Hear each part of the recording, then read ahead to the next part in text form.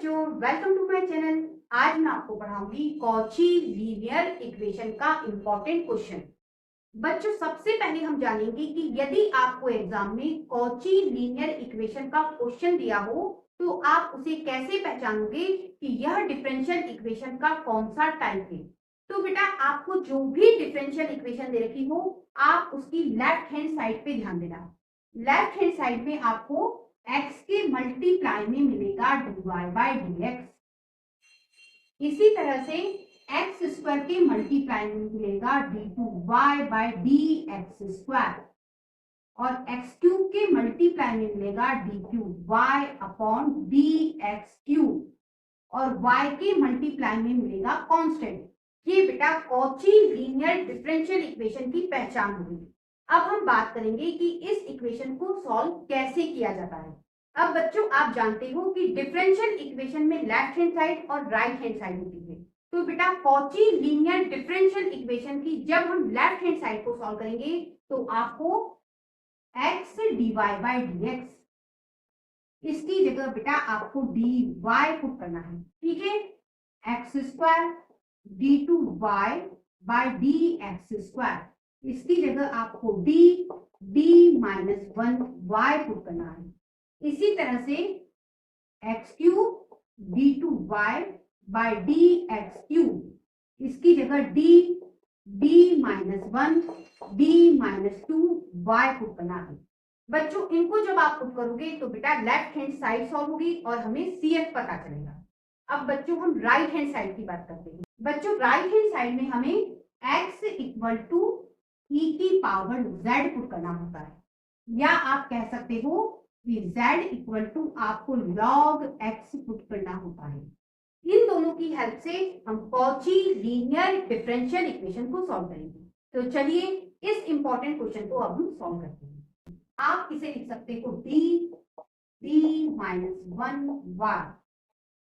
इसे लिख सकते हैं dy और ये y। बेटा log x = हम z पुट कर रहे हैं तो ये हो जाएगा z sin, यहाँ पे भी z। ठीक है, अब आपका काम y कॉमन निकालना।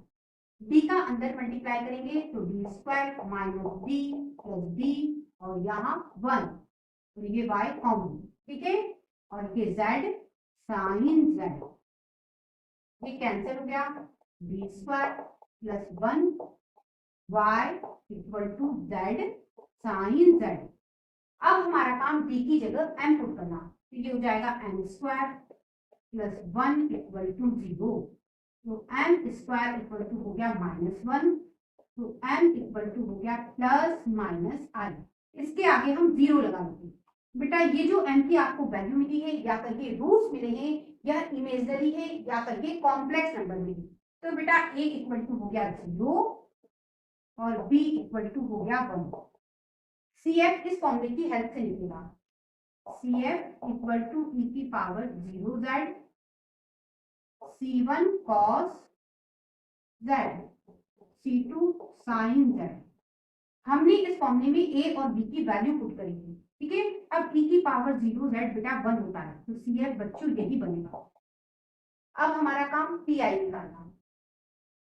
PI = z sin z upon d² + 1। अब बेटा, इस तरह के फंक्शन को सॉल्व करने के लिए आपको पता होना चाहिए कि e⁻IAz = होता है cos AZ + I sin AZ। ठीक है, अब यदि a आपका 1 है तो आपका फॉर्मूला ऐसा हो जाएगा। ठीक है, अब देखिए यहाँ पे cos z e⁻IZ का रियल पार्ट, ठीक है, और यहाँ पे sin z e⁻IZ का इमेजनरी पार्ट है। इसमें आई आ रहा है मतलब इमेजनरी पार्ट है। तो जब हम इसे सॉल्व करेंगे तो हम लिखेंगे इमेजनरी पार्ट ऑफ e⁻IZ। इसकी हेल्प से क्वेश्चन सॉल्व होगा। इमेजनरी पार्ट ऑफ e⁻IZ और ये z और अपॉन d² + 1। अब बच्चों सबसे पहले हम इस वाले फंक्शन को सॉल्व करेंगे। बच्चों इस फंक्शन को सॉल्व करने के लिए कॉन्सेप्ट होता है कि ई की power ax upon F D. बेटा इस डी की जगह आपको डी प्लस ए पुट करना है। ठीक है, अब ए क्या है आपका आई है, मतलब डी की जगह आप डी प्लस आई पुट करोगे तो कर देते हैं p I equal to imaginary part of e की पावर आई जेड। डी की जगह हम डी प्लस आई पुट करेंगे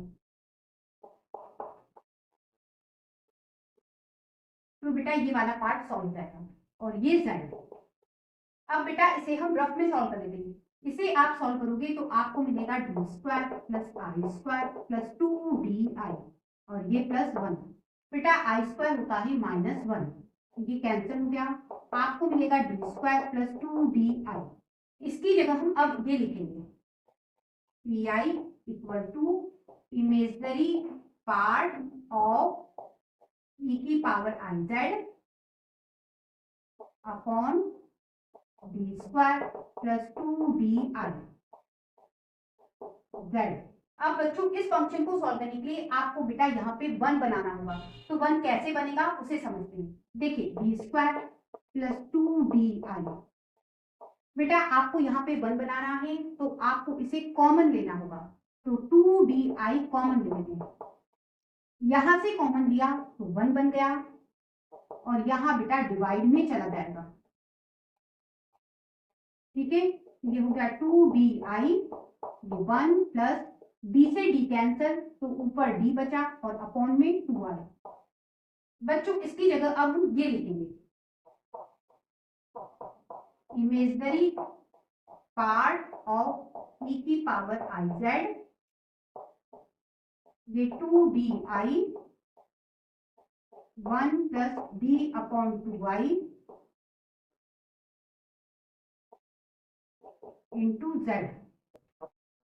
P I equal to imaginary part of e की पावर आई जेड, ये 2i, ये अपॉन में डी। अब देखिए यहाँ 1 पावर है, इसे ऊपर ले जाओगे तो पावर हो जाएगी -1, तो ये हो गया 1 plus d upon 2i whole power -1 और ये z. P I equal to imaginary part of e की power i z upon 2i, ये 1 अपॉन डी। बेटा अब यहाँ पे हम बाइनोमियल एक्सपांशन की हेल्प ले सकते हैं। देखिए किस तरह से 1 प्लस एक्स की होल पावर -1 होता है 1 minus x plus x square minus x cube, इस तरह से। अब देखिए x की जगह आपको मिल रहा है d अपॉन 2i, तो यहाँ पे हम x की जगह d अपॉन 2i पुट करेंगे तो ऐसा हो जाएगा 1 माइनस x की जगह d upon 2i x square, तो बेटा इसका square d square upon 4i square और ये z। P I equal to imaginary part of e की power i z upon 2i। अब बच्चों z का आप यहां मल्टीप्लाई करोगे तो ये z, ये माइनस, बेटा यहां मल्टीप्लाई करोगे तो d अपॉन 2i z, ऐसा हो जाएगा। यहाँ d लिखा है मतलब z को आपको एक बार डिफरेंशिएट करना है, तो बच्चों z को जब एक बार डिफरेंशिएट करोगे तो आपको 1 मिलेगा, मतलब इसका सॉल्यूशन मिलेगा 1 अपॉन 2i, लिख लेते हैं। अब जब यहाँ मल्टीप्लाई करोगे तो आपको यहाँ मिल रहा है डी स्क्वायर। बच्चों z को आपको 2 बार डिफरेंशिएट करना है, बेटा जब आपने z को एक बार डिफरेंशिएट करा तो 1 मिला, जब दूसरी बार करोगे तो आपको 0 मिलेगा, मतलब ये वाला टर्म्स और इसके आगे आने वाले सभी टर्म्स 0 हो जाएंगे। क्यों?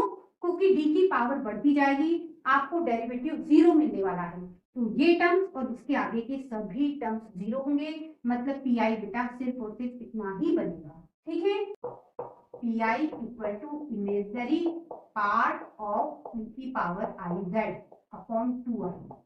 अब बच्चों ध्यान देना, यहाँ डिवाइड में डिवाइड मतलब इस फंक्शन को आपको एक बार इंटीग्रेट करना है, तो z को इंटीग्रेट करोगे तो जेड स्क्वायर अपॉन 2, यहाँ इंटीग्रेट करोगे तो इसके इंटू में 1 है z आएगा।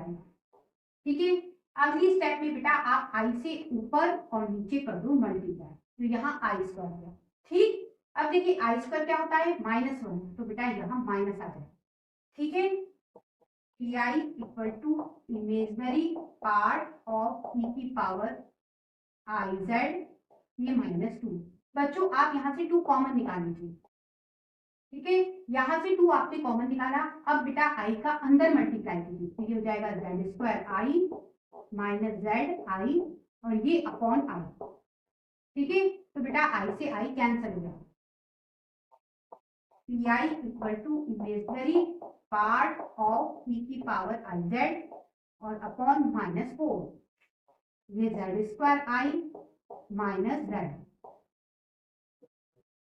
P I equal to imaginary part of, बेटा ई की पावर आई जेड को आप लिख सकते हो कॉस जेड प्लस आई साइन जेड और ये -4 Z square i minus Z. अब बच्चों हमें पी आई चाहिए। पी आई बेटा इसका इमेजनरी पार्ट है, तो हम इन दोनों ब्रैकेट का मल्टीप्लाई करेंगे और इमेजनरी पार्ट पता करेंगे। सबसे पहले हम cos z का इन दोनों में करेंगे मल्टीप्लाई, तो देखिए ये हो जाएगा cos z जेड स्क्वायर और ये आ गया। ठीक है, यहाँ मल्टीप्लाई करोगे तो -z cos z। हमें बेटा इमेजनरी पार्ट चाहिए, मतलब आई वाला पार्ट चाहिए, तो बच्चों ये वाला पार्ट हमें छोड़ना होगा। तो आई वाला पार्ट कितना है, इसे आपको लेना है। तो P I equal to Z square cos Z. अब हम आई साइन जेड का इन दोनों में करेंगे मल्टीप्लाई, तो देखिए ये हो जाएगा जेड स्क्वायर साइन जेड और ये हो गया आई स्क्वायर। यहाँ मल्टीप्लाई करेंगे तो -z साइन जेड और ये आई स्क्वायर को आप लिख सकते हो -1। हमें बेटा इमेजनरी पार्ट चाहिए, मतलब आई वाला पार्ट चाहिए, तो बच्चों ये वाला पार्ट आपको छोड़ना होगा। आई वाला पार्ट कितना है -z साइन जेड, तो इसे आप लिख लीजिए और ये -1/4। अब बच्चों हमारा काम कंप्लीट सॉल्यूशन लिखना। कंप्लीट सॉल्यूशन CF और PI को ऐड करके लिखा जाता है, तो लिख देते हैं y equal to C1 cos z plus C2 sine z। अब PI -1/4, बेटा यहां से हम z भी कॉमन निकाल लेते हैं, ये हो गया z cos z minus sine Z. y equal to C1 cos z की जगह log x पुट कीजिए, C2 साइन इस z की जगह भी log x, ये minus log x upon 4 log x cos log x